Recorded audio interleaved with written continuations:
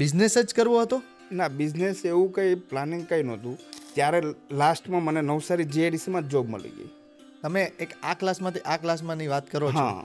તમને ત્યાંથી આ લોકોની અંદર શું એક વાત નજર આવતી હતી, શું સચ્ચાઈ નજર આવતી હતી? સચ્ચાઈ મને એ નજર આવી કે ક્લિયર કટ એક સચ્ચાઈ કે એને પણ ફિલિંગ હોય છે. ત્યાં રહીશ લોકો જ જાય એ કેવું બી હે કે બિઝનેસ કરવો છે તો એને ચોક્કસ ફંડિંગની જરૂર હોય છે. તો આ વાત કેટલા ટકા આમ સાચી?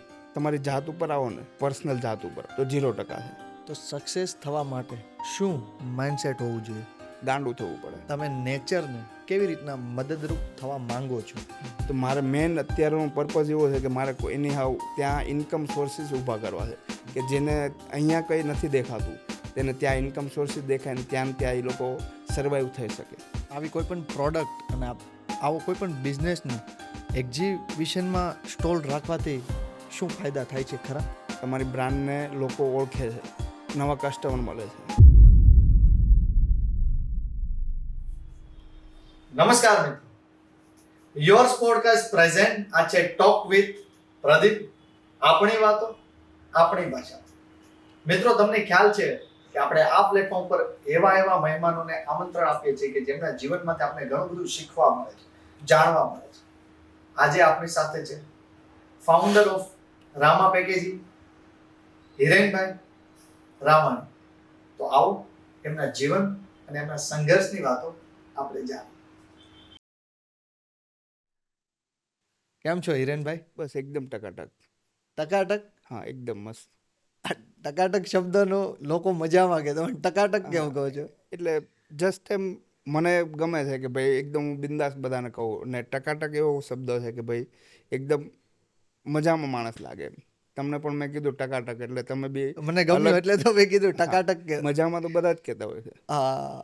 પણ આપણે બી ક્લિક થવા માટે કંઈક અલગ બી બોલવું જરૂરી છે. ઓ વાહ વાહ વાહ. બિઝનેસમેનનો આ પહેલો આઈડિયા આપને મળી ગયો છે કે ક્લિક થવા માટે કંઈક અલગ બોલવું જોઈએ.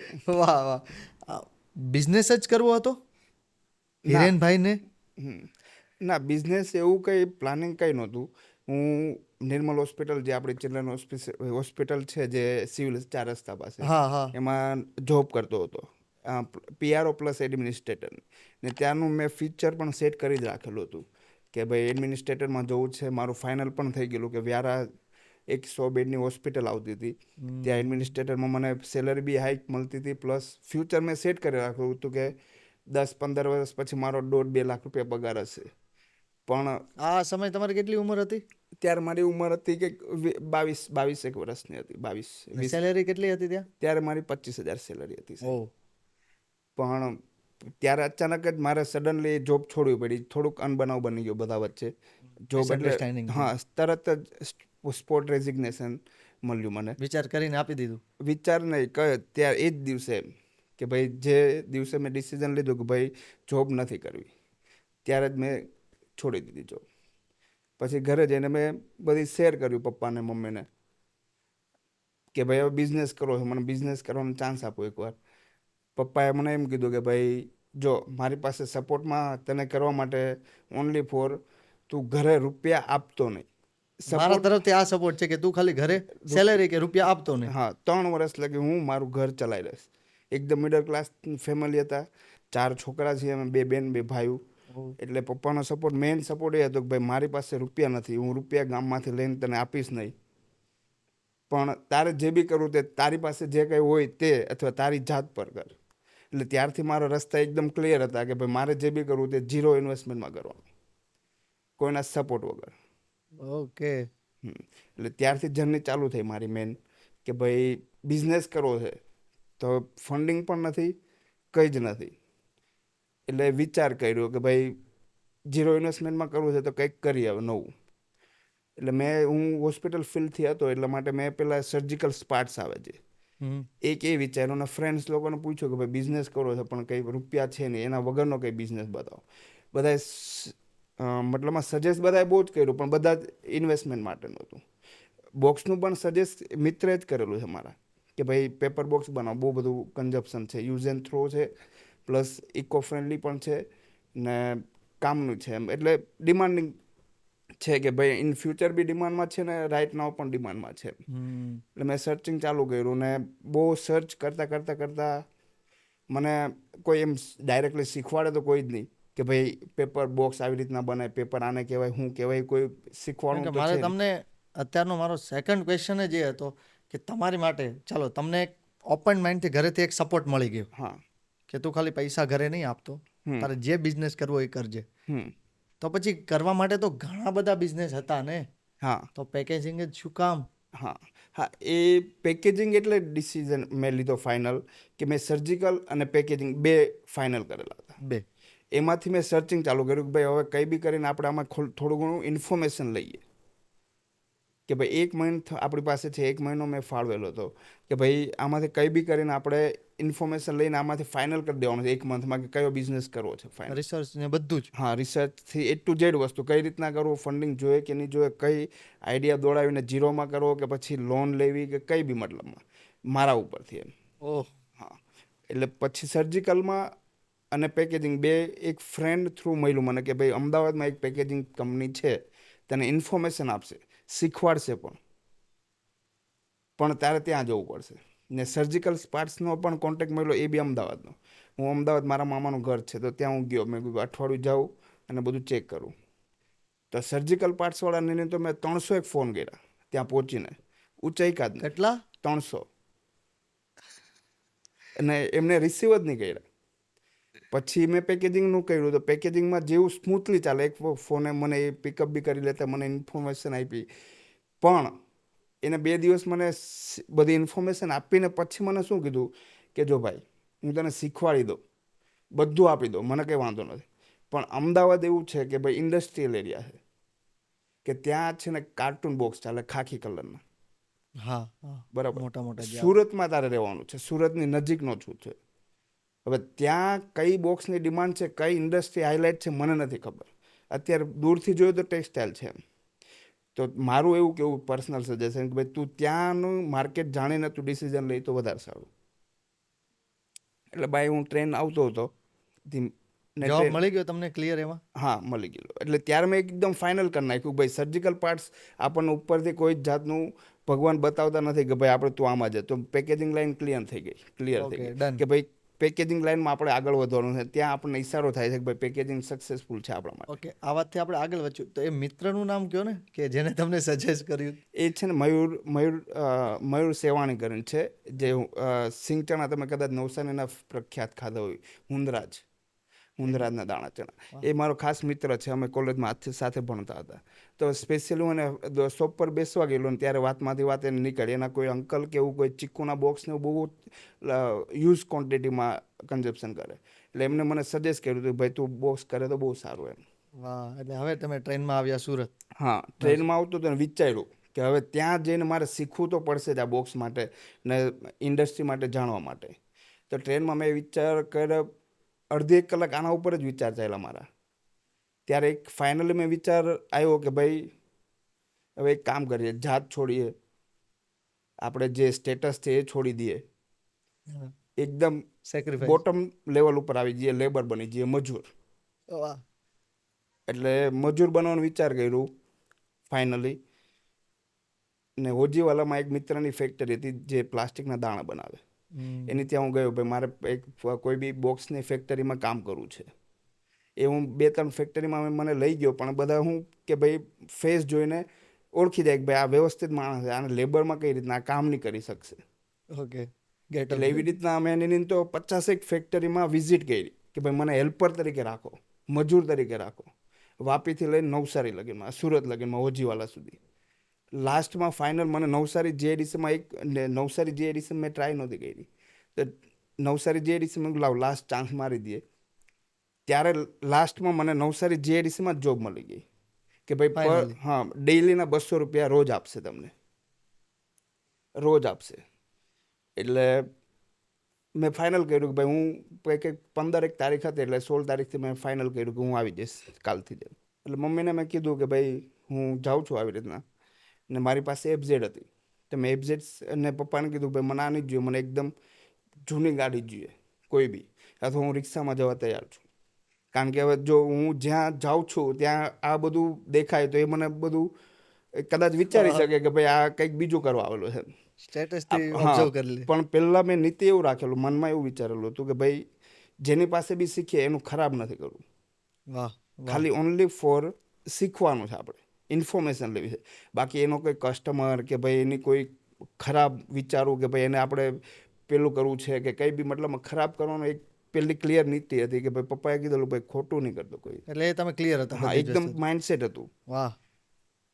ફર્સ્ટ ડે જતો હતો ત્યારે મમ્મી પણ રડવા લાગ્યા કે ભાઈ તું રહેવા દે,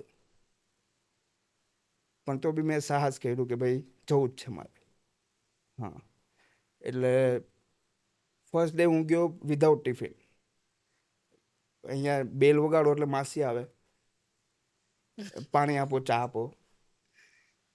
બટ ત્યાં બી એવું જ મેં વિચારેલું કે ભાઈ થોડુંક ઓછું કામ કરાવશે, ઇન્ફોર્મેશન આપશે પ્રોડક્ટને કે ભાઈ આવું આવું કરવાનું છે તારે. હું ગયો એટલે કહી દીધું કે ભાઈ આ આઈસર છે, આ ભરવાનું છે, તને આ છોકરો અંબાવશે. રિયલી? હા, રિયલી, એકદમ. પછી બપોર 12 વાગે લંચ પડે. જેવો લંચ પડ્યો ને આઈસર ભરાઈ ગયું. ત્યાં સરોવર હોટલ છે અમારી હાઈવે પર, કાઠિયાવાડી. 300 રૂપિયાનું મેં ખાધું. એ હજુ બી ઇન્સિડન્ટ મને યાદ છે. ને 300 રૂપિયાનું ખાઈને જતો રહ્યો ને ડાયરેક્ટ પાછું કામે લાગી જવાનું. સવારે 8 વાગે જવાનું, 6 વાગે આવવાનું, 8 વાગે સૂઈ જતો. 1 મહિનો ને 15 દિવસ મેં જોબ કર્યા. 1 મહિનો ને 15 હા, દિવસ. 10 કિલો વેઇટ ઓછું થયું મારું. એટલે એ પછી તમને પહેલો દિવસ ગયો, બીજો દિવસ ગયો, પછી ગમવા મળ્યું હતું આ? ત્યાં મિત્ર બની ગયા ને. જે લેબર લોકો હતા એકદમ નજીક આવી ગયા બધા. એને એવું કે ભાઈ આપણી તાનો છે, આપણો જ માણસ. એટલે એ લોકોની મેઇન પર્સનલ જે ઇસ્યુ હતા, જે પર્સનલ જે એકદમ મેજર કે કોઈને નહીં કહે એ લોકો. તમે એક આ ક્લાસમાંથી આ ક્લાસમાંની વાત કરો છો, હા, તમને ત્યાંથી આ લોકોની અંદર શું એક વાત નજર આવતી હતી, શું સચ્ચાઈ નજર આવતી હતી? સચ્ચાઈ મને એ નજર આવી કે ક્લિયર કટ એક સચ્ચાઈ કે એને પણ ફિલિંગ હોય છે, એને પણ લાગણી હોય છે, એકદમ ક્લિયર. ને આજ દિવસ સુધી મારી જે ટીમ છે એને આજ દિવસ લગી મેં રડવા નથી દીધા. એ જ ધ્યાનમાં રાખીને શીખ મળી ને ત્યાંથી? એકદમ ક્લિયર કટ. ક્લિયર કટ એટલે કે અમને જે રીતના ટ્રીટ કરતા હતા ત્યાંના જે હતા મેન માલિક કે બધા, એ પરથી એ લોકો જે ગાળા ગાળીને જે પર્સનલ હવસ જે કાઢતા હતા બધાની લોકો પાસે, આમ એટલે અંદર પર્સનલ બધા ફ્રેન્ડ બેઠા હોય એટલે વાત તો થવાની જ છે. એટલે ત્યારે પર્સનલી કીધું કે ભાઈ આ ગાળ આપે ને એ આપણને સહન નથી થતી. બીજું બધું સહન થાય, કામ ભૂલ થાય બધા જ ખીજવાય, ભૂલ થતી જ છે તો એક્સેપ્ટ કરેલી અમે. પણ ગાળ હું કામ આપે? ખીજવાનું અમને શીખવાડો કંઈક નવું કે ભાઈ કંઈ બી ઓપ્શન આપો એમ. એટલે એ લોકોને બી બુદ્ધિ છે, બધું જ છે, પણ લાગણી તો બહુ જ છે કે એ લોકો બી ઘર જેવું માનવા કરે કે ભાઈ આ ઘરની જેમ રાખે છે તો આપણે અહીંયા વ્યવસ્થિત રહીએ, અહીંયા ઓનેસ્ટી બતાવીએ. એટલે તમે 1 મહિનો ને 15 દિવસ ત્યાં જોબ કરી? જોબ કરી. હા, હજુ પણ હું સ્ક્રીનશોટમાં મારું જે ત્યાંનું લેબરનું છે એ હું રાખું છું કે ભાઈ મારું ત્યાં હાજરી પત્રક આપે પર ડેનું. એ હું હા, એ ફોનમાં હજી પણ છે મારી પાસે. લાઈવ કાર્ડ પણ છે, આજે હું મિસ કરી ગયો, બાકી એ હોય છે મારા પાકેટમાં જ હોય છે. હજી બી મારી ઓકાત હું યાદ કરું ક્યારેક ક્યારેક. એ દિવસ નથી ભૂલવા નથી કે ભૂલવા. ક્યાંથી હું છું? હા, ક્યાંથી ઊભો થયો છે એમ નથી ભૂલવું. વાહ વાહ. એ જર્નીમાં બહુ જ હદથી વધારે હતું કે ભાઈ જેટલું વહેલું શીખવું એટલું અહીંયાથી હું છૂટો થઈશ. તો તમે પછી નિર્ણય ક્યારે લઈ લીધો કે ઓકે આ સ્ટેપ મારું પૂરું થાય છે શીખવાનું? એ ત્યારે મેં આખું હું જે બી દિવસનું શીખતો ને બધું રાઇટ ડાઉન કરતો આખું. તો તમે A to Z 1 મહિનો ને 15 દિવસની વાત કરો છો, હમ. ત્યાંથી તમને શું શું શીખવા મળ્યું? એમાં મને મેઇન શીખવા મળ્યું કે ભાઈ હવે સિચ્યુએશન એવી આવી ગયેલી છે, જોબ છૂટી ગયેલી છે, રૂપિયા નથી, મિડલ ક્લાસ ફેમિલીથી છે, કરો યા મરો, એક જ ઓપ્શન હતો, કોઈ જ જાતના ઓપ્શન હતા જ નહીં પછાડી. તો પેલા પર. હા, કંઈ બી ઓપ્શન નથી કે ભાઈ હવે નોકરી બી શોધવા જઈશ તો મહિનો 2 મહિના થઈ જશે. મેન શીખવામાં એવું મળ્યું કે ભાઈ એ જે રૂપિયા આવ્યા હતા મારી પાસે 6,000 રૂપિયા, એટલા ઇમ્પોર્ટન્સ લાગતા હતા, એટલા મીઠા લાગતા હતા. સેવાના રૂપિયા. હા, કે મેં એવું કર્યું કે ભાઈ બેન છે મારી, બેઉને 1,000 રૂપિયા આપ્યા. પ્લસ એક એ ઇન્સિડન્ટ મને બી હજુ બી યાદ છે, જે ત્યાં મારા મિત્ર બનેલા હતા એ ફેક્ટરીમાં. નામ યાદ હોય તો તમે બોલજો, કારણ કે હા અમે બાબુ હું હા કોઈ પણ મારે પોડકાસ્ટ હોય છે ને હું એવા લોકોના નામ એટલે બોલાવરાવું છું. આ પાયાના લોકો હોય છે. હા આ વ્યક્તિ થકી આપને વળાંક મળે છે જીવનના, એટલે એ લોકોને યાદ કરવા એટલે છે. એમાં એક બાબુ હતો, વિશાલ હતો, રાજુ હતો, હમ એ રીતના બધા 10 મિત્ર હતા. મેન એ લોકોમાં એવું હતું કે આપણે પિક્ચર જોવા જઈએ, હમ કોઈ બી જઈએ, આપણે ડાયરેક્ટ જતા રહીએ. આપણા મગજમાં નથી કે ભાઈ આપણે મૂવી જોવા, આપણે ઇન્ટિરિયર નથી જોતા, કંઈ જ નથી જોતા. એ લોકો શું કરે, 10 રૂપિયા આપે, ત્યારે 8 વર્ષ પહેલાંની વાત કરું, 8 થી 9 વર્ષ પહેલાં, 10 રૂપિયાનું મોબાઈલમાં પિક્ચર નખાવે અને જોવે. એ લોકોએ થિયેટરનું સપને બી નહીં વિચાર્યું કે ભાઈ ત્યાં રહીશ લોકો જ જાય, એ કેવું બી હે, કેવા કેવા બી મજા કરતા હે લોકો, હું ખબર નહીં કેવી થિયેટર આવે, એ ખબર નહીં. સાહસ પણ નહીં 10 રૂપિયામાં 1 યા 2 પિક્ચર નાખી દે એ જોવાનું. હા, પણ ત્યારે મેં એવું વિચારેલું કે ભાઈ આ લોકોને મારે મૂવી બતાવવું. ત્યારે એ લોકોને મેં, જે લાસ્ટ ડે હતો મારો છૂટવાનો, એટલે ત્યારે મેં ઇન્ફોર્મ નહોતું કર્યું ઓફિસ પર કે ભાઈ હું કાલથી નથી આવવાનું. પણ જ્યારે સોમવારની રજા હોય એટલે સોમવારે મેં છોકરાઓને કહી દીધું કે ભાઈ 10 જણા મારી એન્ગેજમેન્ટ છે, તમારે આ જગ્યાએ આવવાનું છે. એમ પણ નહીં કીધું કે આ, એટલે એ લોકો વાળ બાળ કપાઈને એકદમ ટકાટક થઈને આવ્યો અને હું લઈ ગયો રાજન્સમાં. ડાયરેક્ટ મૂવીની મેં બુકિંગ કરાવી રાખેલું સવારે, કારણ કે ત્યારે ઇન્ટરેસ્ટિંગ. હા ત્યારે પણ પૈસાની તકલીફ તો હતી જ, પણ એક ઈચ્છા હતી કે ભાઈ આ લોકોને બી કંઈ એવું છે નહીં એવું.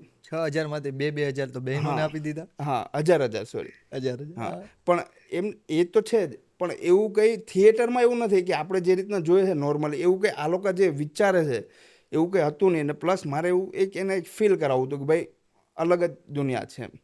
એટલે મેં સવારનું મોર્નિંગ 70 રૂપિયાની ટિકિટ આવે એકની, એ રીતના એ બુક કરાવી મેં.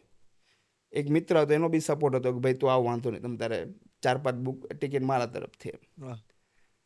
એટલે ગયા ને તો મેં, હું લઈ ગયો અંદર થિયેટરમાં, ને એ લોકો ચોકી જ ગયા, ખુશ જ થઈ ગયા એમ. પણ એ લોકોનો એક એવો ડાઉટ હતો કે ભાઈ હિરેનભાઈ મારી પાસે પૈસા નહીં મળે, તમે અહીંયા લાવેલા છે, તમે અહીંયા લઈ આવ્યો તો ખરા પણ પૈસા નથી હે, તમે જોજો હે આમ તે. મેં કંઈ નહીં, બધું સેટ છે. હું કટા છે એમ? હા.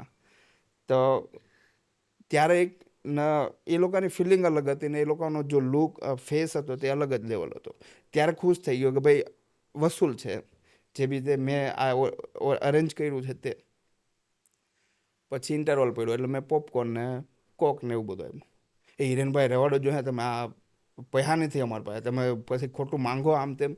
એટલે એ લોકોના મગજમાં તો શું હતું કે ભાઈ આ લેબર જ છે આપણી જેવો જ, ને આટલા બધા રૂપિયા થોડી આવવાની પાસે એમ. એટલે ડર હોય ને ક્યાંથી હા, આવજો. કે આ ખોટા અમારી પાસે માંગે તો. એટલે પછી મેં કીધું કે ભાઈ તમે ટેન્શન નહીં લો, બધું ચૂકવાઈ ગયેલું છે, તમે ખાલી મજા કરો. એ લોકોએ મજા કરી, શાંતિથી નીકળ્યા. મેં કહ્યું ભાઈ હવે આપણે આ લાસ્ટ મિટિંગ, તમે કોણ મેં કોણ હું ઓળખું નહીં, દોસ્તીની જગ્યાએ. એટલે એ લોકો એક બે હોશિયાર આવે જરાક મગજ નહીં કે ભાઈ તમે આટલા બિઝનેસ કરવા માંગતા. મેં કહું હા એવું જ છે, પણ મારે મેં કહું આ બિઝનેસ તમારી ફેક્ટરી હાથે કોઈ જ લાગે ઓળગે નહીં.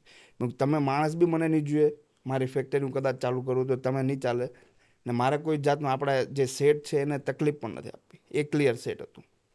અમે દોસ્તીની જગ્યાએ મને મળો, વાંધો નથી, કંઈ જ વાંધો નહીં. પણ મેં કહું મારે જે અમુક જાણવાની હતી ઇન્ફોર્મેશન એ મેં લઈ લીધી. મેં કહું મારે બિઝનેસ પણ આ નથી કરવો, પણ મારે ખાલી પેપર ને બોક્સ કઈ રીતના બને એ મારે નોલેજ લેવું હતું બસ. એક મેં ફેક્ટરી ગોઈતી આવી જે બોક્સ બનાવતી. મેં એમ કીધું ભાઈ હું મારે ટ્રેડિંગ કરવું છે. એટલે મેં ત્યારે વિચાર્યું કે હવે ઇન્વેસ્ટમેન્ટ માટે રૂપિયા નથી, લોન માટે નું કંઈ આપણી પાસે પ્રોપર્ટી નથી, ઝીરો ઇન્વેસ્ટમેન્ટ કરવું છે તો ટ્રેડિંગ કરીએ કે ભાઈ અહીંયાથી બોક્સ લઉં ને તમને આપું.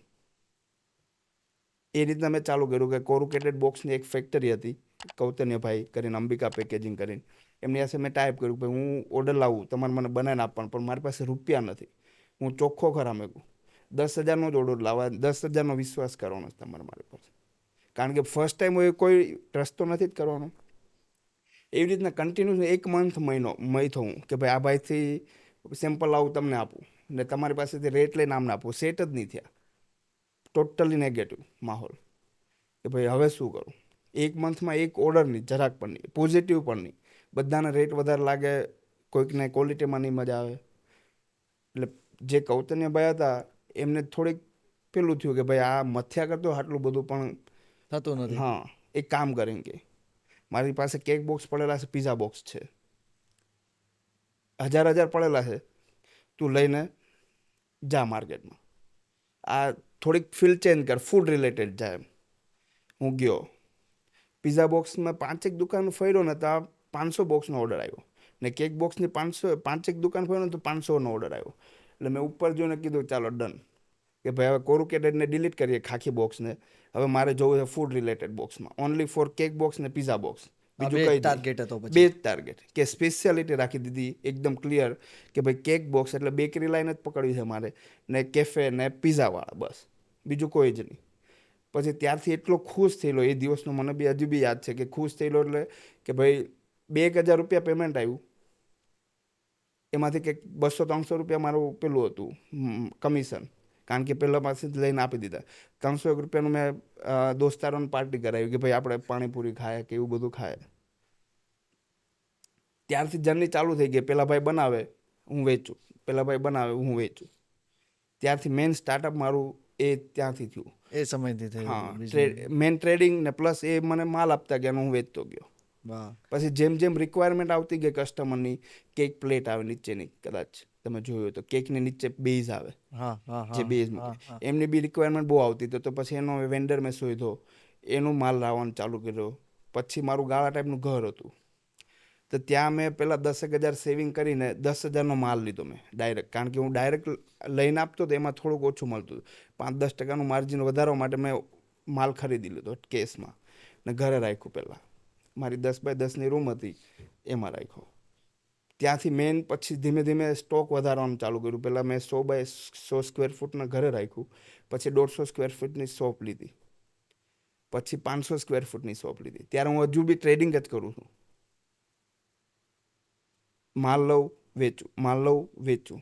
પ્લસ પોઈન્ટ મારો એ હતો કે મેં છે ને PRO માર્કેટિંગની જોબ કરેલી હતી નિર્મલ હોસ્પિટલમાં.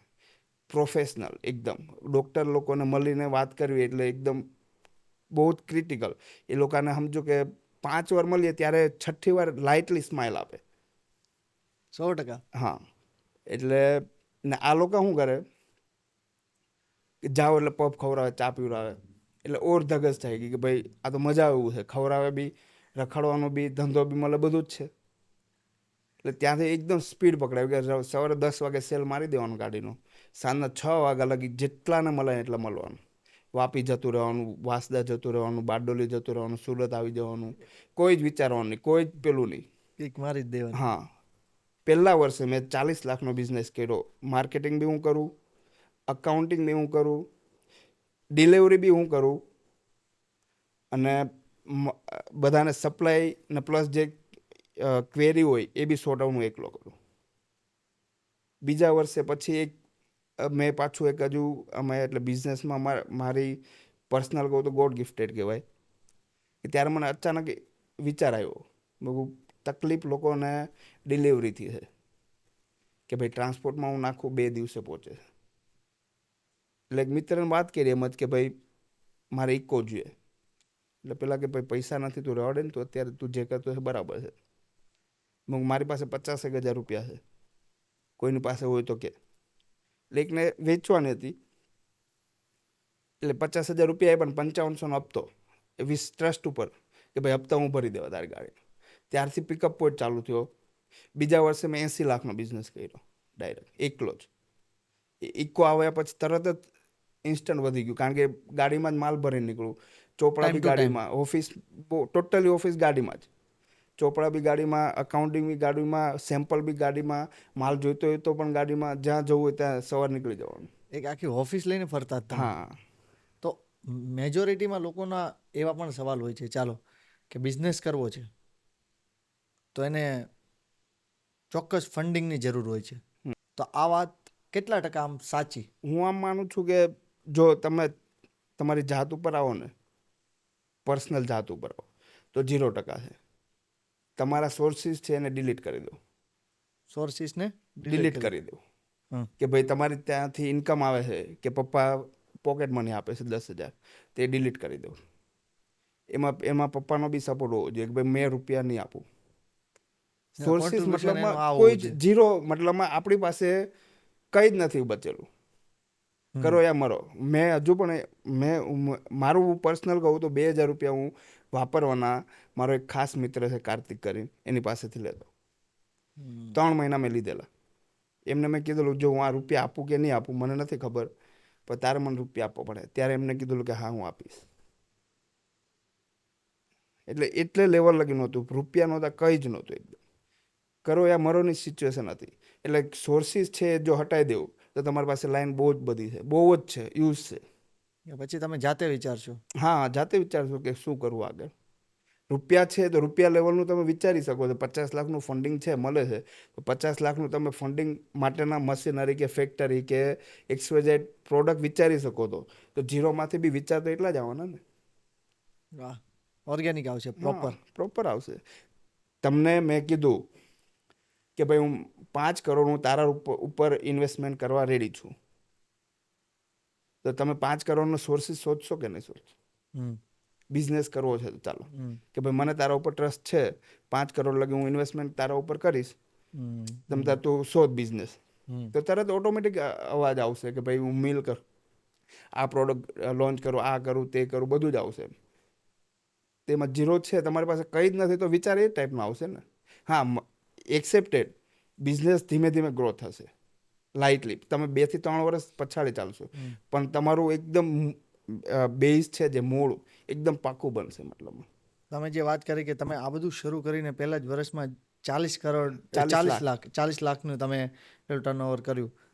હું તમને એમ કહેવા માંગુ છું, તમે મને કટ ટુ કટ વાત એક આખી કરી, તો વચ્ચેના ટાઈમમાં ક્યારેય એવો વિચાર આવ્યો કે છોડી દઉં આ બધું?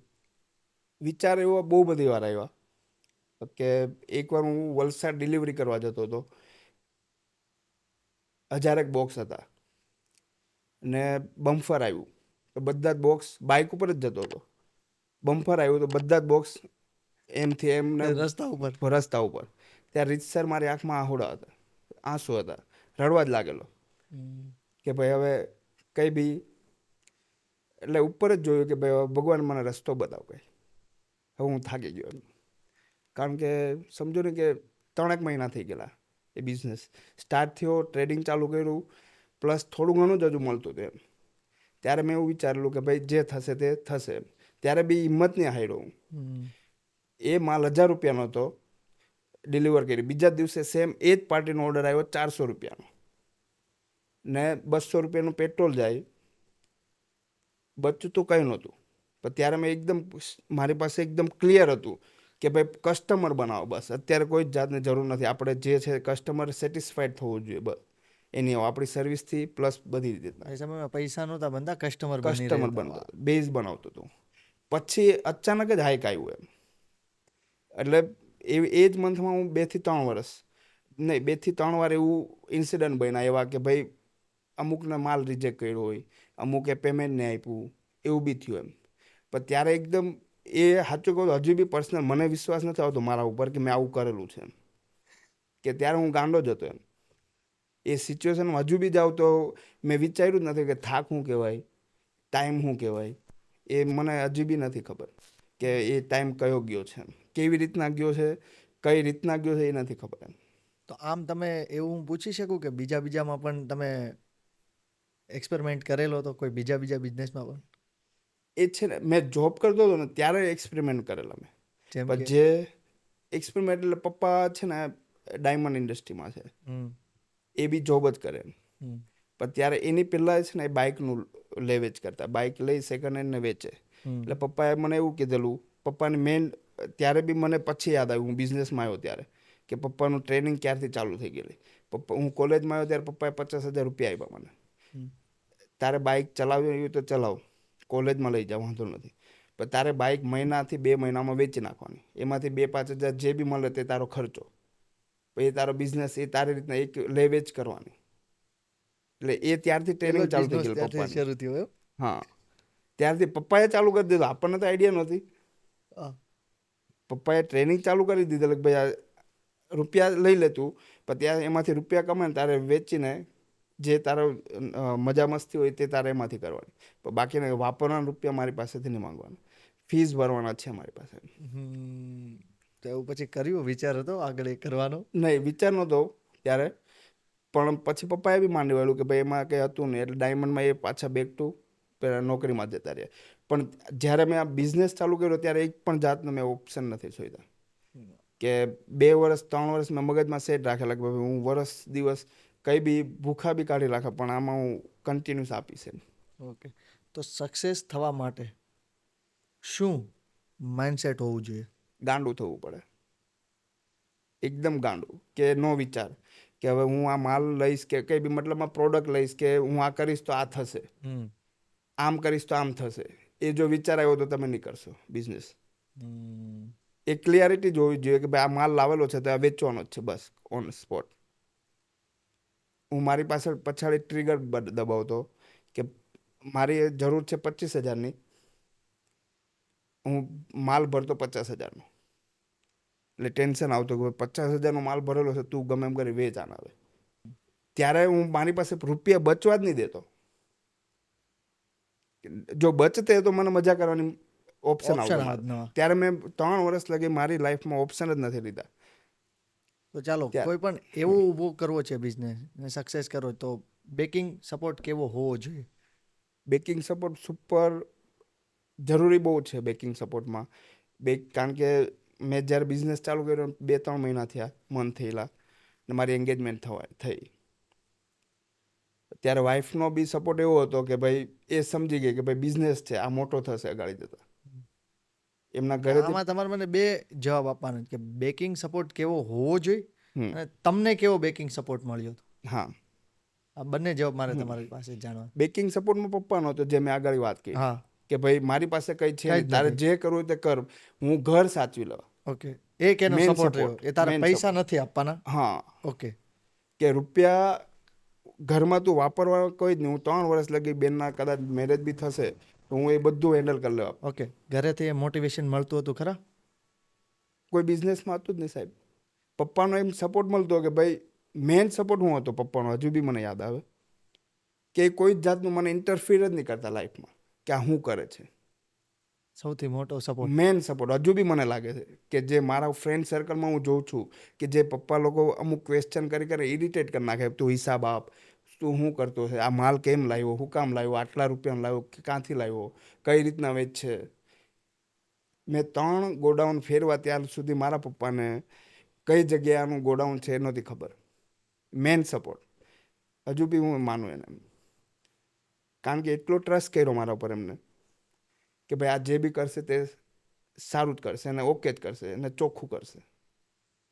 એટલે આપણે તમારી વાત ઉપરથી એ જ અમને જાણવા મળે છે, સાંભળે છે જેટલા વ્યુઅર્સ, એને પણ ઘણા લોકોને બિઝનેસમેન બનવું છે, એને પણ ખબર એ પડશે કે ઘરનો એક આ વિચારોથી સપોર્ટ મળવો જોઈએ. વિચારોથી બહુ જરૂરી છે, બહુ જ જરૂરી. હા, એ ક્યારેક વર્ષ 2 વર્ષે શું થતું કે કોઈ અત્યારે બધાનું જ છે ઉઠવાનું, કોઈ દેવું કરીને જતું રહે, કોઈ મોજ શોખમાં જતું રહે, ત્યારે રેડ પડે. હું ને મારો ભાઈ છે નાનો અત્યારે મારી સાથે, એટલે કોઈ બી જાય ને એટલે અમે ક્લિયર જ હોય અમને કે રેડ પડવાની. એટલે પપ્પા આવે પૂછે, ખાલી 2 થી 3 જ કહેશે, હિસાબ બરાબર છે, કશે લોચા નથી ને, એકવાર અકાઉન્ટિંગ જોઈ લેજો. એટલે અમારી પાસે બધું રેડી જોઈએ અને અમે આપી દઈએ કે ભાઈ આ લેવો જોઈ લો. એટલે પાછા જે ક્વેશ્ચન હોય છે એનો આન્સર તમારો આવો હોય છે, આપી દો. એટલે પછી શું કરે, 3 થી 4 મહિના સુધી અમે હિસાબ આપી દઈએ. એટલે અત્યારની સિચ્યુએશન કહો, રાઈટ નાઉ, લાસ્ટ 3-4 વર્ષથી ઓકે, કે ભાઈ હિસાબ આપી દે એટલે એ બી શાંતિ કે ભાઈ વાંધો નહીં એમ. એટલે મેન પપ્પાનો સપોર્ટ ને મમ્મીનો સપોર્ટ પણ બહુ હતો, હદથી વધારે, કે ભાઈ એનો પણ ઇન્ટરફિયર કંઈ જ નહીં, કે ભાઈ જે કરે છે મહેનત મને ટિફિન મસ્ત ટાઈમે બનાવી આપતા બસ. ને ફોન કરી દેતા કે જ્યારે આવવાનું ત્યારે કહેજે, હું તને મસ્ત ગરમા ગરમ બનાવી આપા. ને ઘરે જાઓ એટલે કોઈ ઇરિટેશન હતું નહીં. મેન કે ભાઈ શાંતિથી માન સન્માન મળતું, રૂપિયા કમાતો નહીં કમાતો તો પણ માન સન્માન મળતું, એ જરૂરી છે, બહુ જરૂરી. પછી તમે કીધું કંઈક એન્ગેજ કરવાની થઈ તમારે. હા, એન્ગેજમેન્ટ ટાઈમે બધાએ કીધું કે ભાઈ જો જોબ છોડશે તો એન્ગેજમેન્ટ નહીં થશે. આપણા કાઠિયાવાડીમાં મેન પ્રોબ્લેમ છે. મેં કીધું જે થાય તે થાય તો થાય, નહીં તો કંઈ નહીં, રૂપિયા આવશે તો ઓટોમેટિક આવશે. પણ ત્યારે એ છોકરીએ મને સિલેક્ટ કર્યું, ત્યારે મેં એક મગજમાં રાખેલું હતું કે ભાઈ હું આના રાણીની જેમ રાખીશ. ને ત્યારે મેઇન સપોર્ટ એનો એ હતો કે ભાઈ કમ્પલસરી વાત કરવી જરૂરી. એન્ગેજમેન્ટ ટાઈમમાં એન્ગેજમેન્ટ ટુ મેરેજમાં કમ્પલસરી રાતના 2 કલાક 3 કલાક 5 કલાક કે ભાઈ વાત કરવી જરૂરી, પ્લસ અઠવાડિયામાં એકવાર ફરવા જરૂરી. એવું હતું જ, રૂલ્સ જ એમ સેટ હતું. પણ આનો સપોર્ટ એવો હતો મારી વાઈફનો કે એવું કંઈ જ જરૂરી નથી, તમે બિઝનેસ સેટ કરો. મેન સપોર્ટ એનો હતો કે ભાઈ તમે બિઝનેસ સેટ કરો, કોઈ જ જાતનું ઇરિટેશન નહીં, કોઈ જ જાતનો કોલ નહીં. હું કરું અઠવાડિયે કદાચ કોલ કરું તો બી વાંધો નથી, કોઈ જ જાતની મગજમારી નહીં. મેન સપોર્ટ એ જ જોઈએ કે જે હું અત્યારે મારા ફ્રેન્ડ સર્કલમાં જોઉં કે બીજાના બી જોઉં છું કે જે અમુક ટાઈમિંગ આપવો જ પડે એમ. એટલે તમને ફેમિલી સપોર્ટ હતો. ફૂલ સપોર્ટ એકદમ. અત્યારની વાતો કરવા આવું પ્રેઝન્ટ ટાઈમમાં, તો શું તમારા કસ્ટમર બધા હેપી છે? હા, 100% હેપી છે મારા કસ્ટમર. અમુક અમારી પાસે ટેસ્ટિમોનિયલ સમજો ને 50 જેટલા પડેલા છે કે અમારી પ્રોડક્ટ વિશે અમુક નેચરલી એમને બનાવીને અમે જે સર્વિસ આપી હોય તે એમને બનાવીને પણ મોકલેલા હોય કે ભાઈ વિડીયો બનાવીને મોકલે કે ભાઈ તમારી પ્રોડક્ટ અથવા તમારી સર્વિસથી અમે ફૂલ્લી સેટિસ્ફાઈડ છીએ.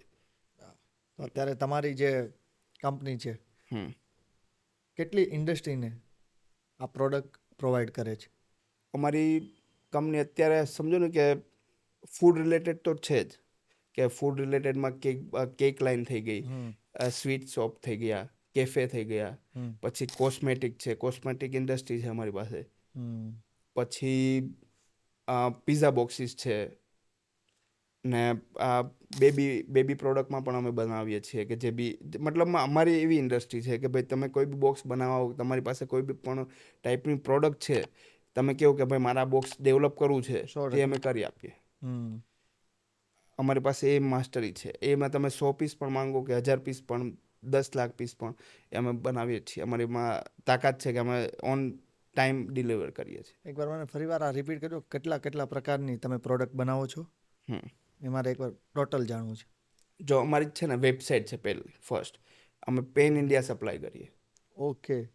કે તેમાં અમે 10 પીસ પણ આપીએ, 50 પીસ પણ આપીએ, 100 પીસ પણ આપીએ. ઓછામાં ઓછા 10 પીસ. વધુમાં વધુ તમે કહો એટલા? હા, એટલા ટાઈમ વાઇઝ? હા.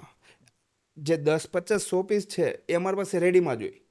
1000 પીસ સુધી અમારી પાસે અમુક કોમન બોક્સીસ રેડીમાં હોય. કે સમજો કે અમારે ફૂડ રિલેટેડમાં કઈ સમજો કે પિઝા બોક્સ જોઈએ કોઈને, તો એ 500 પીસ માંગે તો અમારી પાસે રેડીમાં હોય છે. પછી હોમ બેકર્સ છે, કદાચ કેક રિલેટેડ માંગે તો એ ફેન્સી બોક્સીસ છે જે તમને દિવાળી ટાઈમે ગિફ્ટિંગ બોક્સીસ આવે, એ બધા અમારી પાસે રેડી સ્ટોકમાં હોય. એ અમારી આખી વેબસાઇટમાં જાય. પેન ઇન્ડિયા દિલ્હી, બેંગ્લોરથી લઈને A to Z સિટીઝમાં જાય છે. તો આ તમારા રામા પેકેજિંગ, તો આ નામ કેવી રીતના પડ્યું? તમારી સરનેમને રિલેટેડ છે આખું? મારું પર્સનલ નામ જ છે રામો. મને પહેલેથી સ્કૂલથી રામા જ કરતા હતા. નિક નેમ છે તમારું? હા. એટલે પછી ત્યારે મેં એવું વિચાર્યું થોડી ઘણી બ્રાન્ડ ઊભી જ થઈ ગયેલી છે મારી. તો તમારે રજીસ્ટ્રેશન જ્યારે કરાવવાનું છે એટલે એ જ માહોલ શું હતું કે આજ રાખવું? બીજા પણ ઓપ્શન્સમાં હશે જ ને? હતા જ, પણ ત્યારે જ વિચારેલું કે પર્સનલી એવું વિચારેલું મેં કે જો અમુક બધા લોકો માતાજીનું નામ રાખે, ભગવાનનું નામ રાખે, કોઈ બીજું નામ રાખે, તો ત્યારે મેં એવું વિચાર્યું કે જો હું કંઈ બી બિઝનેસમાં ખરાબ થશે તો કોઈ બી માતાજીનું જેનું નામ હશે એને જ ગાળ આપશે કે ભાઈ આ વાળાએ આવું કર્યું, આ વાળાએ આવું કર્યું. મેં કહ્યું હું ખુદ જ છું તો હું ખુદ જ કેમ ગાળ નહીં ખાઉં, કારણ કે મેં ભૂલ કરેલી. હા. એટલે રામા નામ પછાડવાનું કારણ આ છે. ઓકે. તો રામા ઇન્ડસ્ટ્રીઝનું વિઝન શું છે? રામા ઇન્ડસ્ટ્રીનું વિઝન છે કે અમે 2026 થી 27માં IPOનું ટાર્ગેટ છે અમારો મેન. જેમ કે એનું પ્લાનિંગ શું છે થોડું જણાવો. પ્લાનિંગમાં એવું છે કે અમે અત્યારે અમારું 25 CR આસપાસનું ટર્નઓવર છે વર્ષનું. હા. તો અમે 100 આસપાસ એને લઈ જશું કે એની હાવ 2026-27 સુધીમાં. પછી IPOનું પ્લાનિંગ કરશું. પછી અમારું 2028માં પ્લાનિંગ છે પેપર મિલનું, જે ઇન્ડિયામાં એક જ છે પેપર મિલ. એ પેપર મિલ અમે લાવીશું. ને 2030માં એની હાવ કરોયા અમારો રાખેલું છે કે 3000 પહોંચવું જ છે એની હાવ. પછી કદાચ ઇન્વેસ્ટમેન્ટ બહાર બી કરવું પડે કે કોઈ બી મારે બીજો બિઝનેસ કરવો પડે કે કોઈ બી કરવો પડે. એનો પ્રી પ્લાનિંગ બધો થઈ ગયો? બધો પ્લાન, એક બ્લુ પ્રિન્ટ રેડી છે અમારી પાસે. ઓકે. ને અત્યાર સુધીમાં મારું મેન જે ટાર્ગેટેડ હું ચાલવામાં છું જે એ હું આખું બ્લુ પ્રિન્ટ થ્રુ જ ચાલું છું. એટલે મારા અગાડીનું મહિના પછીનું, અઠવાડિયા પછીનું બધું મારું ટાર્ગેટેડ હોય છે. તો આ બધી ખબર ક્યાંથી પડી કે બ્લુ પ્રિન્ટ ઉપર આપણે આવું કામ કરવું? એનો મેન હું થેન્ક યુ કહેવા માંગુ તો નિર્મલ હોસ્પિટલનો. એમને અમારી ઉપર કોચ રાખેલા હતા કે જે બિઝનેસ કન્સલ્ટન્ટ હોય. તે અમારી પાછળ 1.5 લાખ રૂપિયા પર પર્સન ઉપર ઇન્વેસ્ટ કરતા હતા કે ભાઈ આને નવું શીખવા મળે, ટાર્ગેટેડ ચાલે એના પર. આખો બિઝનેસ એ ત્યાં મને શીખવાડેલું હતું, એટલે એના ઉપર આખું મેં કોપી અહીંયા કર્યું ને મારી આખી રૂમ મેં ચિત્રી રાખેલી પેપરથી કે ભાઈ ટોટલી કે આ કસ્ટમર ટાર્ગેટ કરવાનો, આટલા દિવસમાં આટલા કસ્ટમર, આટલા દિવસમાં આટલા રૂપિયાનો માલ, આટલા દિવસમાં આટલું પ્રોડક્ટ ડેવલપ કરવાની, આટલા કસ્ટમરને કોઈ બી હાલતમાં કન્વર્ટ કરવાના, એ બધું આખી હોલ જ ચિત્રેલી હતી ને. સવારમાં ઉઠો એટલે સામે એ જ એ જ દેખાય, દેખાય એટલે વિચાર એ જ આવે કે આ કરવાનું છે.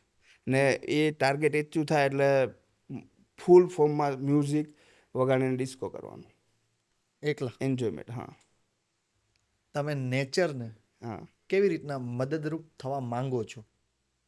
નેચરનો મારો મેઇન પર્પઝ મારો એવો છે કે જે અમે પેપર મિલ લાવવા માંગીએ છીએ ઓકે, એ પેપર બનાવવા માટે એ ઝાડમાંથી જ યુઝ થાય. લાકડામાંથી. હા, લાકડામાંથી. હવે મારું એવું છે કે ભાઈ અત્યારે સૌરાષ્ટ્રવાસીઓ છે તે એ લોકો કમાવા માટે શહેરમાં આવે છે, ત્યાં સોર્સિસ નથી એટલા માટે જ. તો મારે મેઇન અત્યારનો પર્પઝ એવો છે કે મારે એની હાવ ત્યાં ઇન્કમ સોર્સિસ ઊભા કરવા છે કે જેને અહીંયા કંઈ નથી દેખાતું તેને ત્યાં ઇન્કમ સોર્સિસ દેખાય ને ત્યાં એ લોકો સર્વાઈવ થઈ શકે. કે ભાઈ હું પહેલાં એવું ટાર્ગેટ છે કે એકાદ ગામ કે મારું ખુદનું ગામ ત્યાં જમીનમાં હું આ ઝાડ વાવીશ, કારણ કે 3 થી 4 વર્ષમાં મોટા થાય ને એ યુઝ થાય. એ રીતના ધીમે ધીમે મારે એવી ઈચ્છા છે કે ભાઈ હું જેટલું મેક્સિમમ થાય એવું વતન ને સોર્સિસ વાળું બનાવું.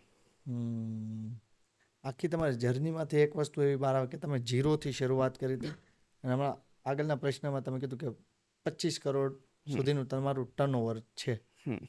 બીજી તમારી આખી આમ વેલ્યુએશન શું છે? એટલે આમ વેલ્યુએશન અમે કઢાવીએ તો 200 CR આસપાસ નીકળે છે અમારી, ને રાઇટનો અત્યારે 25 કરોડનું ટર્નઓવર છે અમારું મેન. એક પાસ્ટમાં જાઉં તો તમે ક્વેશ્ચન કર્યો તો ફેમિલી સપોર્ટ, મારો સ્મોલ બ્રધર છે એ અત્યારે મારી બિઝનેસમાં જ છે મારી સાથે જ.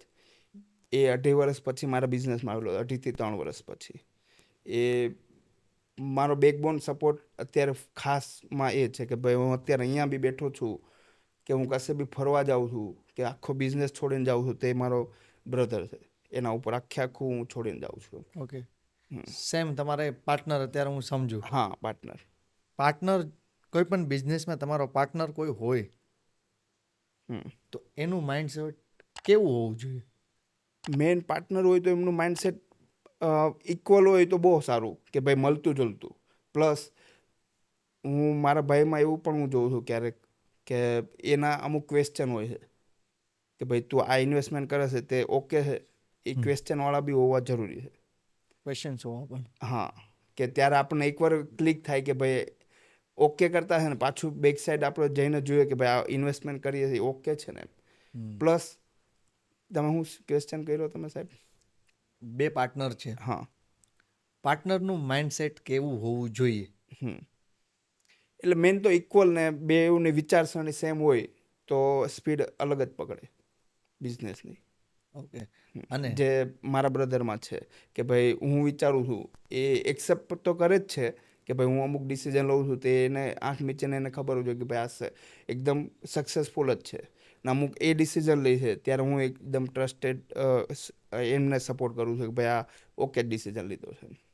ઓકે, તમારા બિઝનેસમાં તમારા ભાઈ તમારી સાથે છે, કેટલો પ્લસ પોઈન્ટ છે અને કેટલો ફાયદો છે તમને? પ્લસ પોઈન્ટ નેગેટિવ પોઈન્ટ દેખાતા નથી, એટલા પ્લસ પોઈન્ટ છે. કારણ કે બ્લાઇન્ડલી આપણે ટ્રસ્ટ કરી શકીએ. પ્લસ હું એવું વિચારું છું કે કદાચ મારા બિઝનેસમાં બહુ બધા છે મારા ફેમિલીના. મારા જીજાજી બી છે જે આણંદ મારું આ સાચવે છે, આણંદ અમારી બ્રાન્ચ છે એ બી છે. ફેક્ટરી છે અત્યારે તે બીજા જીજાજી છે એ ફેક્ટરી આખી હેન્ડલ કરે છે. હું પર્સનલી કહેવા જાઉં ને તો હું એવું માનું છું કે મારા લોકોને મેં એટલે લીધા છે કે કદાચ ખોટું બી કરશે, ઇન કેસ છે નહીં કરશે તો મારા લોકોમાં જ જવાનું, બીજો ખાઈ જશે એના કરતાં મારા લોકો જ ખાશે. બસ મેન ઇન્ટેન્સી છે, બીજો કોઈ જ નથી.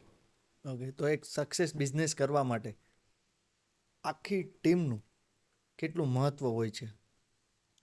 ટીમનો સપોર્ટ ખૂબ જ જરૂરી છે. જે અત્યારે અમને મારી સ્પીડ એકદમ વધારે પકડવાનું કારણ મારી બેકબોન ટીમ છે. ઓકે, તો આ જવાબ જોતો છે ને તમે કેવી રીતના મેનેજ કરો છો, મને એક ઉદાહરણ તરીકે આખું આપો. મેનેજ ભાઈ આમ તો જો કે મને અત્યારે યાદ નથી પર્સનલી, આમ હું બધાને ટ્રીટ કરતો હોય કે ભાઈ એક મેન મારું હોય કે ભાઈ હું જ્યારે બી ફેક્ટરી જાઉં કે કશે બી જાઉં, ઓફિસ જાઉં, ત્યારે બી કોઈનો બી ફેસ પ્લસ માઇનસ હોય લાગે મને આમ આઈડિયા આવી જાય કે કંઈ પ્રોબ્લેમ છે. તો એ પર્સનલ ઇસ્યુ જે બી હોય તે એના ફેમિલીના હોય કે કોઈ બી હોય તે હું સાચું છું. એટલે મારે ફેમિલિયર તરીકે હું બધાને તો સાચું છું. તમારું ટીમનું કોઈ પણ એવો વ્યક્તિ છે, ચાલો કર્મચારી છે, હમ. તો તમે એનો વિચાર તમને ખબર પડે છે કે એનો પ્લસ માઇનસ છે, તો હા. તમે સોલ્વ કરવાની ટ્રાય કરો છો? ટ્રાય 100%. ને પ્લસ કે કોઈને એવું નથી રાખ્યું કે ભાઈ કોઈ અનનોન છે. હવે સમજો કે ભાઈ હમણાં ફર્સ્ટ જુલાઈ અમારી એનિવર્સરી હશે બિઝનેસની, તો અમે જમવાનું પૂરા આખા અમારી કંપનીનું કરશું. ત્યારે હું સાથે બેસીને જ જમીશ ને બધાને હું જ જમાડીશ. એવી જ રીતના મંથલી અમારું કંઈક ને કંઈક નાસ્તો કે કંઈ બી હોય તો અમે સાથે બેસીને જ જમીએ. કે ભાઈ એઝ અ ઓનર નહીં, સાથે મળીને જમીને એક સાથે. ને પ્લસ મારો એક જ ટાર્ગેટ હોય, મારા મેનેજર છે નીચેના કે કોઈ બી છે તો ફેમિલી કલ્ચર હોવું જરૂરી છે બસ. કોઈ જ જાતનું પેલું નહીં કે ભાઈ તમે એને તુકારે બોલાવો, ગાળ આપો. વડીલ છે તો વડીલની તરીકે જ એમ. હજુ બી હું પર્સનલ મારા નંબર કોઈના બી સેવ કરું, હવે તમારો બી છે તો તમારો હું લાસ્ટમાં ભાઈ તો લગાવીશ જ. વાહ. ભલે અનનોન છો, નાના છો, પણ ભાઈ લગાવવો જરૂરી છે. એટલે એ જ રીતના મેં મારી પછાડીની ટીમ આખી ફોલોવર્સની રીતના ફોલો કરે છે. કે મારી નીચેના જે મેનેજર છે એ ફોલો કરે ને એ લોકો ફોલો કરે છે. એટલે ફેમિલી પ્લસ ફ્રેન્ડલી માહોલ છે અમારો મેન. એટલે મેન આ ટીમની આપણે વાત કરી લીધી, અને મેન્ટરનો રોલ શું હોય છે અને શું હોવો જોઈએ? મેન્ટર મારી લાઈફમાં 2020 આસપાસ મેન્ટર હું એકદમ નેગેટિવ હતો બિઝનેસને લઈને. 4-5-6 વર્ષ થઈ ગયેલા હતા બિઝનેસને. નેગેટિવ એટલે એવું કે ભાઈ દેખાતું નહોતું મને અગાડી કે હું આટલું બધું ગોલ લઈને લાંબો લઈને ચાલું છું, મારે આટલા બધા રૂપિયા બ્લેન્ક બનાવવા થઈ છે. ગયા હતા? હા, આટલા બધા રૂપિયા બનાવવા છે, પણ મને કંઈ રસ્તો તો દેખાતો નથી. ઇન્ડસ્ટ્રી તો આટલી જ છે એવું. સીમિત છે એમ? હા, ત્યારે મેન આમ દોસ્ત કહું કે મેન્ટર કહું, મને દોસ્ત પ્લસ મેન્ટર એક સાથે મળી ગયો. કોઈ ફ્રેન્ડ ચાર્જ નહીં. ફિલોસોફર. હા, ફ્રેન્ડ ફિલોસોફર. કોઈ ચાર્જ નહીં, એવું કંઈ જ નહીં. મેન્ટરમાં મેં એવું જોયું, પેલા દોસ્ત જ બન્યા, વિચાર મેચ થતા હતા. હવે કંઈ બી હું અટકેલો છું કે હવે ત્યારે મારી મેજર પ્રોબ્લેમ હતો કે હું કઈ રીતના આગળ વધું, કઈ ઇન્ડસ્ટ્રીમાં જાઉં, કે હવે મારું માર્કેટ એક્સપાન્શન માટેનું ઓપ્શન નથી એમ. હવે કોઈ બી મેન્ટર હોય તો આપણે પર્સનલી ક્યારે એને એક્સેપ્ટ કરીએ કે ભાઈ મેં જે એને ક્વેશ્ચન કર્યો છે એ રિયાલિટી પ્લસ આપણને એક્સેપ્ટ થાય એવો આન્સર આપે એમ. ટ્રુથ એકદમ, કે ભાઈ આપણને વાવ ફીલ થાય કે ભાઈ હા હા આ આઈડિયા સાચો છે. આપને આપનો જવાબ પણ મળી જાય અને હા. બીજી બે વસ્તુ એમાંથી શીખવા મળે. હા, એ એક મેન્ટર મને મળ્યા કે ભાઈ એકદમ ક્લિયરિટી પ્લસ હું કશે બી અટવાયેલો છું તો હું બે ધડક અથવા મારા સિક્રેટ છે કે મારા જે બી કંઈ છે negative positive to Z sharing મેં પછી આખું શેર કરી દીધેલું કે ભાઈ એમાં જે બી છે નેગેટિવ તો એ ભલે મને સુધારવા માટેનું એના ઓપ્શન્સ હશે. કદાચ એટલું હતું કે અમુક ક્વેશ્ચનના એમને પણ આન્સર નથી કે ભાઈ હવે લેડીઝ જ હતી તો એ શું કરે કે બુક વાંચશે, એમાંથી કોઈ બી સોલ્યુશન શોધીને આપશે. એટલે લગ્નનું ક્લિયરિટી ચાલતી હતી. એટલે ત્યારથી પછી મારું પોઝિટિવ આખું ડાયવર્ટ થઈ ગયું માઇન્ડ. ને પ્લસ કે ભાઈ આઈડિયા હતા જે એમના એ અલગ જ લેવલના હતા એમ, કે શીખવા સારું મળ્યું મને હજી બી. એટલે આપણા જીવનને સક્સેસ કરવા માટે Mentor મેન્ટરનો જો- બહુ મહત્વનો ફાળો હોય છે. 100% સાચો મેન્ટર. સાચો એટલે આપણને અંદરથી થવું જોઈએ કે ભાઈ આ પરફેક્ટ છે આપણા નોલેજ માટે ને આપણને જ જોઈએ છે એના માટે. આપણા જીવન માટે. હા, આપણા જીવન માટે વાહ. 100% જોઈએ. તો તમારી આ પ્રોડક્ટ જે છે અત્યારે આઉટ ઓફ કન્ટ્રીમાં પણ પ્રોવાઈડ કરે છે? હા, અને અમે જો પ્રોવાઈડ કરતા હોય તો કઈ કઈ કન્ટ્રીમાં? અમે એક્સપોર્ટ કરીએ છીએ. કેનેડામાં કરીએ, યુએસમાં કરીએ, કુવૈતમાં કરીએ છીએ અને લાસ્ટ મંથ અમારા 2 કન્ટેનર ગયા મોરેશિયસમાં. એટલે લાસ્ટ મંથ જ ચાલુ થયું મોરેશિયસ. ને અપકમિંગ અમારા એક્ઝિબિશન પણ છે કે જે અમે સ્ટોલ રાખીએ છીએ કે ભાઈ કેન્યા નેરોબીમાં બી છે, દુબઈમાં અમે દર વર્ષે હોય છીએ, પ્લસ આ દિલ્હી હૈદરાબાદ ને એ રીતના રેગ્યુલર અમારે યરલી એક્ઝિબિશન જે હોય છે એમાં અમે પાર્ટિસિપેટ કરીએ જ છીએ. આવી કોઈ પણ પ્રોડક્ટ અને આવો કોઈ પણ બિઝનેસનું એક્ઝિબિશનમાં સ્ટોલ રાખવાથી શું ફાયદા થાય છે ખરા? એક તો બ્રાન્ડ વેલ્યુ તો વધે જ છે, તમારી બ્રાન્ડને લોકો ઓળખે છે, પ્રમોટ થાય છે. પ્રમોટ થાય છે, પ્લસ નવા કસ્ટમર મળે છે. અમને તો મળે જ છે બહુ બધા કે અમે જ્યાં જ્યાં બી જઈએ છીએ ત્યાં અમારી પાસે જે પ્રોડક્ટ છે, અમારી પાસે યુનિક અમુક બોક્સીસ હોય છે કે ભાઈ બોક્સીસ તો બધા જ બનાવે છે પણ કોમન બોક્સીસ બનાવે. ભાઈ આ બોક્સને પેક કર્યું, ચાલો પતાવી. આપણે એની પછી એક ઈ ક્વેશ્ચન ઉપર આવવાનું છે કે લોકો તમારી પાસે શું કામ લે, એની બેસ્ટ ક્વોલિટી શું તમારી? અચ્છા. એટલે આ જવાબને અંતે મને એ જવાબ મારે જોવો છે.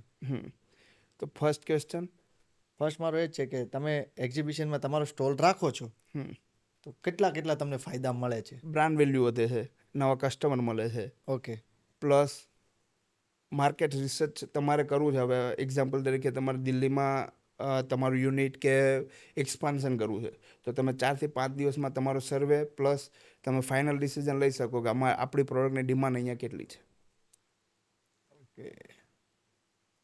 કે ભાઈ તમે કદાચ તમે ત્યાં માણસ રાખો, તમે ખુદ ફરીને 1 વર્ષ બગાડો એના કરતાં 4-5 દિવસમાં તમે ડિસિઝન ફાઇનલ કરી શકો. કારણ કે એક્ઝિબિશનમાં જે ટાઈપનું એક્ઝિબિશન હોય એ જ ટાઈપના કસ્ટમર આવતા હોય. તમારે જે ટાઈપ ટાર્ગેટ કરવું હોય માર્કેટ, એ જ ટાઈપના માર્કેટ કસ્ટમર આવતા હોય છે. હા, વિઝિટર આવતા હોય. તો એવી તો ઘણી બધી ઇન્ડસ્ટ્રી છે જ પેકેજિંગ માટે. તો કસ્ટમર શું કામ રામા ઇન્ડસ્ટ્રી પાસેથી જ પ્રોડક્ટ ખરીદે? મેઇન તો અમારી સ્પેશિયાલિટી હતી અત્યાર સુધી, જે અત્યારે કરંટ કસ્ટમર છે એમાં સ્પેશિયાલિટી, એમાં અમારી પાસે હ્યુજ ક્વોન્ટિટી પ્લસ વેરાયટીઝ કે અમારી પાસે 200 થી 300 પ્રોડક્ટ જે એવી છે કે રેડીમાં હોય છે. કે જે સમજો કે કેક બોક્સ તમે માંગો તો કેક બોક્સમાં અમારી પાસે 20 થી 25 વેરાયટી છે. તમારી કેકને બ્યુટીફુલ કઈ રીતના બનાવી એ અમારી પાસે છે. કે કેકની નીચેની પ્લેટ છે તો એને કઈ રીતના કલર આપવો, કઈ જગ્યાએ બ્રાન્ડ કેવું કરવું, એ અમારી પાસે એવી માસ્ટરી છે. અને અમારી ઇન હાઉસ અમારી પાસે ડિઝાઇનર છે કે જે આખું તમારું ડિઝાઇન કરી દેશે. પ્લસ અમારી પાસે રેડી સ્ટોક હોય છે. ને પ્લસ અમે અત્યાર સુધી મેજર અમારું 80% ફૂડ રિલેટેડ કસ્ટમર છે અને ફૂડ ઇન્ડસ્ટ્રીને સર્વ કરીએ છીએ. એટલે અમારી પાસે એ કોઈ પણ જાતનું તે બોક્સ માંગે કે પ્રોડક્ટ માંગે, પ્રોડક્ટ માટેનું બોક્સ બનાવવા માંગે તો એ અમારી પાસે રેડીમાં હોય અથવા કોઈનું બનાવેલું હોય કે ભાઈ 5 વેરાયટી છે અલગ અલગ, તો આમાંથી કઈ ટાઈપનું બનાવો તો ત્યાં અમારું એક મેઇન માસ્ટર આવી જાય, માસ્ટરી. પ્લસ અમે 10 પીસ પણ બનાવી આપીએ છીએ, 500 પણ બનાવી આપીએ અને કરોડ પણ બનાવી આપીએ છીએ. તમને શું એટલી બધી આપણે વાતો કરી, તમને એવું અત્યારે લાગે છે કે જે અચીવ કરવું હતું એ અચીવ થઈ ગયું છે જીવનમાં? એટલે જે મેં 2016માં ટાર્ગેટ લીધેલા હતા કે વિચારેલું હતું, વિઝન કે સપના, ડ્રીમ, એ અત્યાર સુધી એચીવ થયેલા આવેલા છે.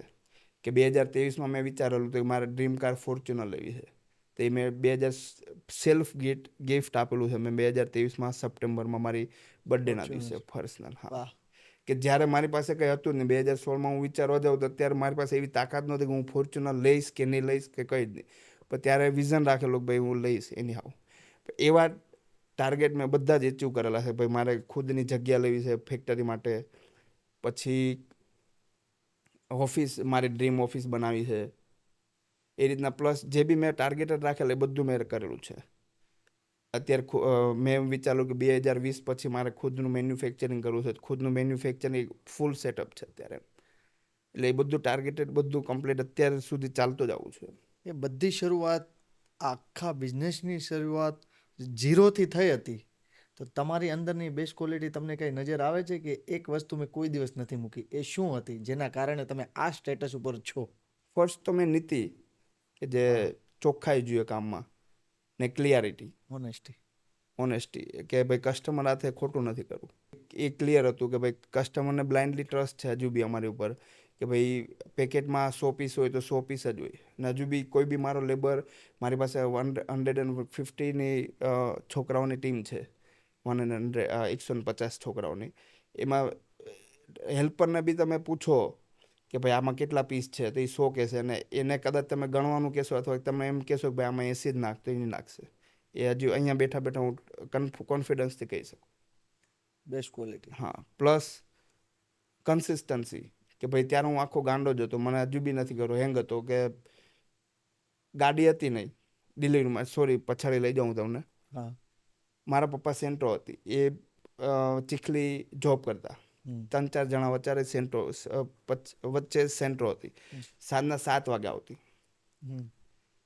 હું ઓર્ડર લઈને આવું કોઈ મોટો કે જે બાઇક ઉપર નથી જતો, જે કારમાં લઈ જવો પડે. હા, તે પ્લસ એવું હતું કે ઘર એવું હતું કે ભાઈ અહીંયા અમે ઘર છે ને 200 થી 300 મીટર દૂર કાર રાખીને રાખવી પડે. ત્યાંથી હું ઘરેથી સામાન હારીને એમાં 7-7:30 ભરવાનું ચાલુ કરતો. રાતના 10-10 વાગે મેં અહીંયા સુરતમાં ડિલિવરી કરેલી. ઇવન પછી કસ્ટમર એમ કે હું સવારે 5 વાગે ખુલી જાઉં છું, તો મારા પપ્પા લોકો 8 વાગે જાય તો હું 6 વાગ્યામાં ગાડી લઈને ડિલિવરી કરતો. ને રિટર્ન આખું ફૂલ મ્યુઝિકમાં, ચારે વિન્ડો ખુલ્લી હોય, ફૂલ ઠંડીમાં એકદમ એન્જોય કરતો, મસ્ત મજા કરતો આવતો. કે ભાઈ એક જાતનું સેલ્ફ પેલું મને મજા આવતી એમ, મતલબમાં. એટલે આખા સ્ટ્રગલને તમે અવસરમાં ફેરવી દીધો. હા, કે ઓર્ડર આવ્યો તો હું ખુશીમાં હતો આખો. એવું નથી કે ભાઈ સ્ટ્રગલ લાગે હું આને 5 વાર મળ્યો પણ આ મને ઓર્ડર નથી આપતો, એવું નથી. 6ઠ્ઠી વાર જો એને ઓર્ડર આપ્યો તો હું એનો દીવાનો, હું પણ ખુદ દીવાનો. એટલું એન્જોયમેન્ટ સાથે મેં આખી પેલું જર્ની કરેલી આખી. હજુ પણ મારી ત્યાં ફેક્ટરીમાં બધા જ ફેસ્ટિવલ ઉજવાય, A to Z. એ બી એવું નહીં, બધી જ રીતના ડીજે આવે, રાસ ગરબા રમાય, આખા સ્ટાફને 3 થી 4 કલાક કંઈ જ કામ નહીં કરવાનું, એન્જોય કરવાની. તમારે આ આખી સફળતાની જર્નીના પાયા છે હોનેસ્ટી, નીતિ, આ બધું છે. વાહ. ને પ્લસ કે બિઝનેસ કરવો જ છે તો પછી બેક સાઈડ જોયું જ નથી મેં. કન્સિસ્ટન્સી રાખી કે એની આવું કસ્ટમર વધારો, બસ. કે ભાઈ સવારે ઉઠીને આપણે કામ કરો, બસ, બીજું કંઈ નહીં. બિઝનેસ એમ સતત. હા, કોઈ જ પર્સનલ લાઈફની કંઈ જ નહીં હતું, જ નહીં કંઈ. આ તમારી બધી જ વાતો બધી ઘણા બધા પ્રશ્નોના, ઘણા બધા એવા નવા બિઝનેસમેન બનવા માંગતા લોકોને જવાબ મળી જશે. અને ખાસ કરીને જેટલા વ્યુઅર્સ અત્યારે સાંભળે છે, નવા લોકોને પણ જેને બિઝનેસમાં આવું છે, એને તમે કોઈ ટિપ્સ આપવા માંગો છો ખરા? ટિપ્સમાં તો મેન તો એટલો બધો હું મોટો પણ નથી કે હું આપી શકું, પણ આ તો જસ્ટ તમારા- હું મારી લાઈફમાં હા. જે કરેલું છે મેં, કે પેલું મેં અગાડી બી કીધું ગાંડું થવું પડે. કે ભાઈ અગાડી પછાડી હું થતું છે તે વિચાર્યા વગર જો તમે કરશો તો કન્ફર્મ થાય. પ્લસ એ તમારા સોર્સિસ તમે બ્લોક જ કરી દો. જે તમારો કમ્ફર્ટ ઝોન છે. હા, કમ્ફર્ટ ઝોનને ટોટલી ડિલીટ કરવો પડે.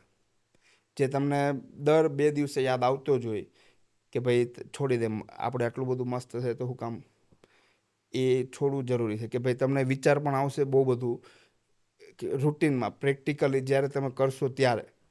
અત્યારે બોલવામાં તો બહુ બધા બોલી જાય, પણ પ્લસ રૂટીન જ્યારે કરીએ ત્યારે બહુ બધા વિચાર આવે, હદથી વધારે. કે અત્યારે હું બી વિચારું છું 3000 કરોડનું પહોંચ્યું છે, પણ મને બી ખબર છે કે એ સહેલું નથી. એના માટે સ્ટ્રગલ મને ખબર છે.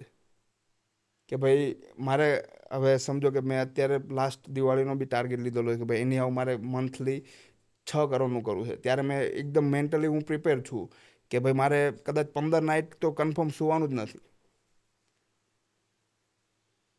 એટલે સ્ટ્રગલ માટે રેડી થયો તો એને કંઈ બી રેડી આપણે થઈ શકે લાઈફમાં.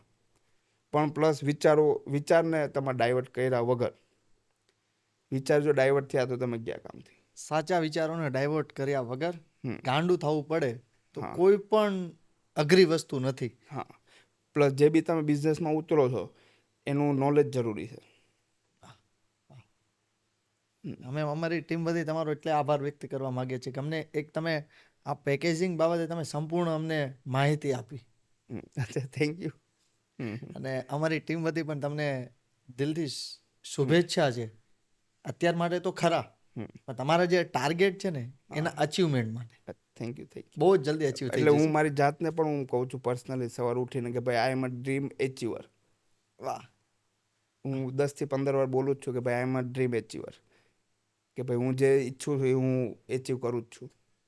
પ્લસ એક મારે ખ્યાલ એક મારા કસ્ટમરને એક મેસેજ દેવો છે કે ભાઈ 9 વર્ષ થયા મારા બિઝનેસને, તે તમારા બદલ અમે સક્સેસફુલ છીએ ને તમારો સપોર્ટ મળવા બદલ ખૂબ ખૂબ આભારી છીએ એના બદલ અમે, કે ભાઈ તમે અમને સપોર્ટ કર્યો ત્યારે જ અમે અહીંયા સુધી તમારા પહોંચ્યા છીએ. થકી અમે છે. હા, તમારા થકી અમે અહીંયા પહોંચેલા છીએ. થેન્ક યુ એન્ડ ખૂબ ખૂબ આભાર.